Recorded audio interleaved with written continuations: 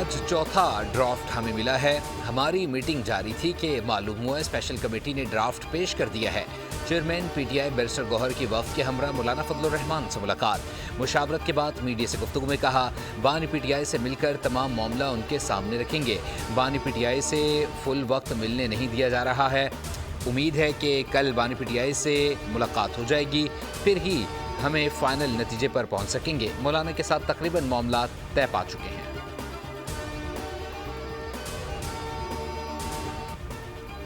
ہے میرا اس کو جو پنجاب کالج کے اندر جو واقعات ہوئے ہیں, جس طرح سے سوشل میڈیا کے استعمال کے بعد اپنی سیاست کے آگے اتنا کیوں گر رہے ہیں. والدین باہر پولیس اسٹیشنوں کے باہر کھڑے رول رہے ہیں. یہ کیا سکھا دیا ہم نے اپنے ملک کے یوتھ کو.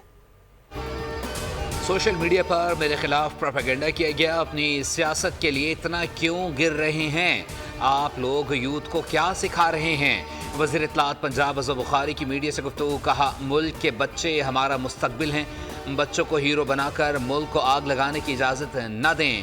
پنجاب کالج کی بچیوں کی زندگیاں برباد کی گئی ہیں. امن و امان خراب کرنے کی منظم سازش ہے.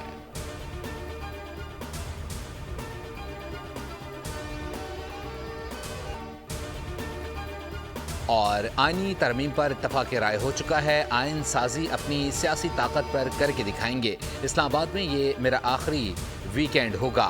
بلاول بھٹو کا پیپلز پارٹی کے پارلیمانی پارٹی کے اجلاس سے خطاب. کہا مولانا صاحب کی جماعت نے ہمیشہ آئین سازی کے لیے کام کیا.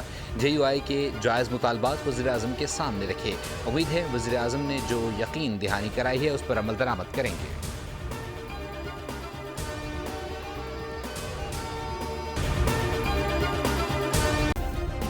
سبسکرائب کریں اور بیل دبائیں تاکہ کوئی خبر رہ نہ جائے.